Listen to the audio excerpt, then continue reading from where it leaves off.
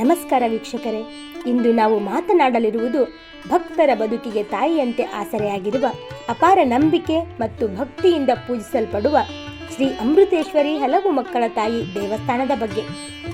ಇದು ಉಡುಪಿ ಜಿಲ್ಲೆಯ ಕುಂದಾಪುರ ತಾಲೂಕಿನ ಕೋಟಾದಲ್ಲಿ ಇದೆ. ಈ ದೇವಸ್ಥಾನಕ್ಕೆ ಕಾಲಿಟ್ಟ ಕ್ಷಣದಿಂದಲೇ ಮನಸ್ಸಿಗೆ ಒಂದು ವಿಚಿತ್ರ ಶಾಂತಿ ಲಭಿಸುತ್ತದೆ. ಇಲ್ಲಿ ದೇವಿಯನ್ನು ಕೇವಲ ದೇವಿಯಾಗಿ ಅಲ್ಲ, ನಿಜವಾದ ತಾಯಿಯಾಗಿ ಭಕ್ತರು ಭಾವಿಸುತ್ತಾರೆ. ಹಲವು ಮಕ್ಕಳ ತಾಯಿ ಎಂಬ ಹೆಸರು ಕೇಳಿದಾಗಲೇ ಈ ಕ್ಷೇತ್ರದ ಮಹತ್ವವನ್ನು ನಾವು ಅರ್ಥ ಮಾಡಿಕೊಳ್ಳಬಹುದು. ಸಂತಾನವಿಲ್ಲದೆ ನೋವಿನಿಂದ ಬದುಕುತ್ತಿದ್ದ ಅನೇಕ ದಂಪತಿಗಳು ಇಲ್ಲಿಗೆ ಬಂದು ಪ್ರಾರ್ಥನೆ ಸಲ್ಲಿಸಿ ತಾಯಿಯ ಕೃಪೆಯಿಂದ ಮಕ್ಕಳನ್ನು ಪಡೆದಿದ್ದಾರೆ. ಈ ನಂಬಿಕೆ ಪೀಳಿಗೆಗಳಿಂದ ಹರಿದು ಬಂದಿದೆ. ದೇವಾಲಯದ ಒಳಗೆ ಪ್ರವೇಶಿಸಿದಾಗ ಮೊದಲು ಕಾಣಿಸುವುದು ಅಮೃತೇಶ್ವರಿ ದೇವಿಯ ಮುಖ್ಯ ಮೂರ್ತಿ. ದೇವಿಯ ಮೂರ್ತಿ ಮಾತೃ ಸ್ವರೂಪವನ್ನು ಸ್ಪಷ್ಟವಾಗಿ ಪ್ರತಿಬಿಂಬಿಸುತ್ತದೆ. ತಾಯಿಯ ಮುಖದಲ್ಲಿ ಕರುಣೆ, ಕಣ್ಣಲ್ಲಿ ಅಪಾರ ಪ್ರೀತಿ ಮತ್ತು ರಕ್ಷಣೆಯ ಭಾವ ಸ್ಪಷ್ಟವಾಗಿ ಕಾಣಿಸುತ್ತದೆ. ಈ ಮೂರ್ತಿಯನ್ನು ನೋಡಿದರೆ ಈ ತಾಯಿ ನನ್ನ ಸಂಕಟವನ್ನು ಕೇಳುತ್ತಾಳೆ ಎಂಬ ಭರವಸೆ ತಾನಾಗಿಯೇ ಹುಟ್ಟುತ್ತದೆ. ದೇವಿಯನ್ನು ಶಕ್ತಿ ಸ್ವರೂಪಿಣಿಯಾಗಿ ಪೂಜಿಸುವುದಕ್ಕಿಂತ ಕರುಣೆಯೇ ಪ್ರಧಾನವಾಗಿರುವ ರೂಪದಲ್ಲಿ ಇಲ್ಲಿ ಆರಾಧಿಸಲಾಗುತ್ತದೆ.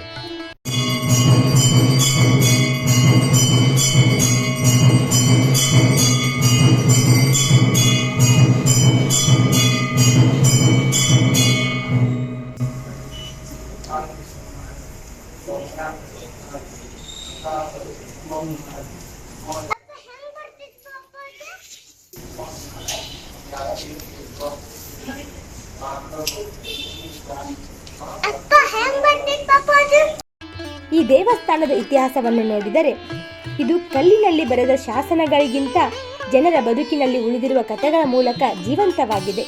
ಸ್ಥಳ ಪುರಾಣದ ಪ್ರಕಾರ ಈ ಪ್ರದೇಶದಲ್ಲಿ ಹಿಂದೆ ಮಕ್ಕಳಿಲ್ಲದೆ ದುಃಖಿಸುತ್ತಿದ್ದ ಅನೇಕ ತಾಯಂದಿರ ಅಳಲು, ಬೇಡಿಕೆಯನ್ನು ಕೇಳಿದ ಶಕ್ತಿಯೇ ಅಮೃತೇಶ್ವರಿ ರೂಪದಲ್ಲಿ ಇಲ್ಲಿ ನೆಲೆಸಿದಳು ಎಂಬ ನಂಬಿಕೆ ಇದೆ.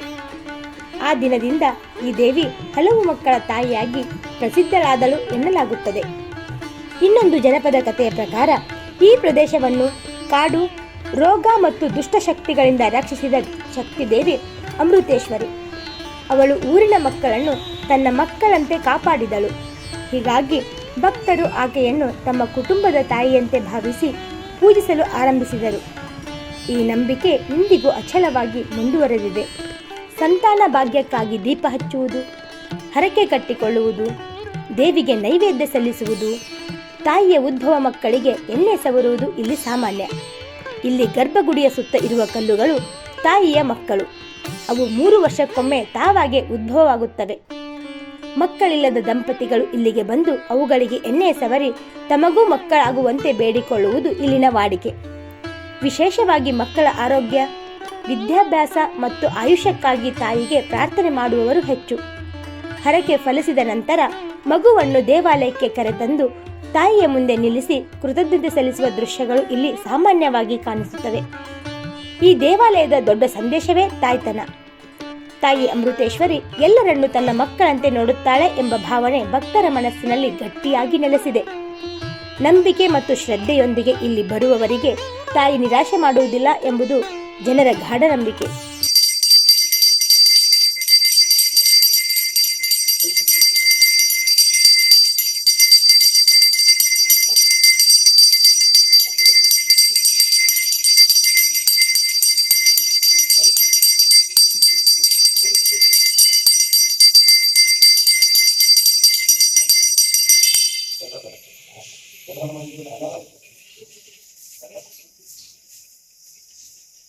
ಇಲ್ಲಿ ದೇವಿಯನ್ನು ನೋಡುವುದೇ ಒಂದು ಅನುಭವ. ಇಲ್ಲಿ ಪ್ರಾರ್ಥನೆ ಮಾಡುವುದು ಒಂದು ಭರವಸೆ. ಇಲ್ಲಿಗೆ ಬರೀ ಮಕ್ಕಳಿಲ್ಲದವರು ಮಾತ್ರವಲ್ಲ, ಮಕ್ಕಳ ಆರೋಗ್ಯ, ಆಯುಷ್ಯ ಮತ್ತು ಉತ್ತಮ ಭವಿಷ್ಯಕ್ಕಾಗಿಯೂ ಭಕ್ತರು ಬಂದು ತಾಯಿಯಲ್ಲಿ ತಮ್ಮ ಕೋರಿಕೆ ಇಡುತ್ತಾರೆ. ಈ ತಾಯಿಯನ್ನು ನೀವು ಕಣ್ಮುಚ್ಚಿ ಪ್ರಾರ್ಥಿಸಬೇಕಿಲ್ಲ. ಕಣ್ಣು ತೆಗೆದು ತಾಯಿಯನ್ನು ನೋಡುತ್ತಾ ಕೈ ಮುಂದೆ ಮಾಡಿ ಬೇಡಿಕೊಂಡರೆ ಖಂಡಿತ ತಾಯಿ ನಿಮ್ಮ ಕೋರಿಕೆ ಈಡೇರಿಸುವಳು.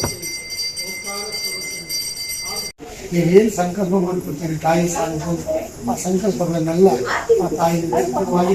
ಇಲ್ಲಿ ಪ್ರಧಾನ ಅರ್ಚಕರಿಂದ ಹಿಡಿದು ಎಲ್ಲರೂ ದೇವಸ್ಥಾನಕ್ಕೆ ಬರುವ ಭಕ್ತರನ್ನು ತಮ್ಮ ಮನೆಗೆ ಬಂದ ಅತಿಥಿಗಳಂತೆ ಸತ್ಕರಿಸಿ ಅವರ ಕಷ್ಟ ಕಾರ್ಪಣ್ಯಗಳನ್ನು ದೇವಿಗೆ ಹೇಳಿ ಆಶೀರ್ವಾದ ಕೇಳುತ್ತಾರೆ.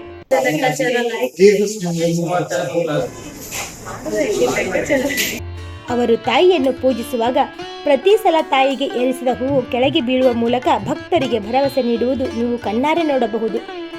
ದೇವಸ್ಥಾನದ ಐತಿಹ್ಯದ ಬಗ್ಗೆ, ಕ್ಷೇತ್ರ ಪುರಾಣದ ಬಗ್ಗೆ ದೇವಸ್ಥಾನದ ಪ್ರಧಾನ ಅರ್ಚಕರು ಹೀಗೆ ಹೇಳುತ್ತಾರೆ.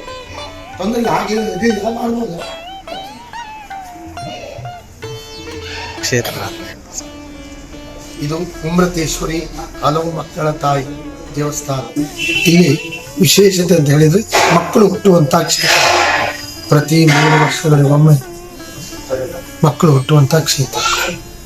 ಈ ಮಕ್ಕಳ ಬಗ್ಗೆ ವಿಶೇಷತೆ ಹಾಗೂ ಸಂತಾನ ಭಾಗ್ಯ, ಮಕ್ಕಳಾಗದ ದಂಪತಿಗಳಿಗೆ ಮದುವೆಯಾಗಿ 4-5 ವರ್ಷದ ಮೇಲೆ ಮಕ್ಕಳಾಗದೇ ಇದ್ದರೆ ಆ ದಂಪತಿಗಳಿಗೆ ಒಂದು ತೈಲಾಭಿಷೇಕ ಎನ್ನುವಂತ ಸೇವೆ ಇದೆ, ಅದನ್ನ ಕೊಡ್ತಾರೆ.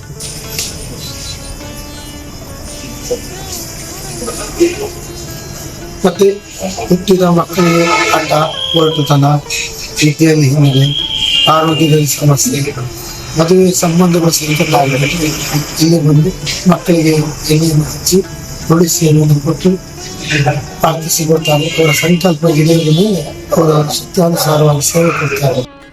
ಇದೇ ದೇವಸ್ಥಾನದಲ್ಲಿರುವ ನಾಗಬನದ್ದು ವಿಶೇಷ ಪ್ರತೀತಿ ಇದೆ. ಇಲ್ಲಿ ಪೂಜಿಸಲು ಸುತ್ತ ಅನೇಕ ಊರುಗಳಿಂದ ಭಕ್ತರು ಬರುತ್ತಾರೆ. ಇಲ್ಲಿ ನಡೆಯುವ ಏಕ ಪವಿತ್ರ ನಾಗಮಂಡಲೋತ್ಸವವಂತೂ ವಿಜೃಂಭಣೆಯಿಂದ ಜರುಗುತ್ತದೆ. ಆ ನಾಗಬನದ ಸ್ವಲ್ಪ ಚಿತ್ರಣ ಇಲ್ಲಿದೆ ನೋಡಿ.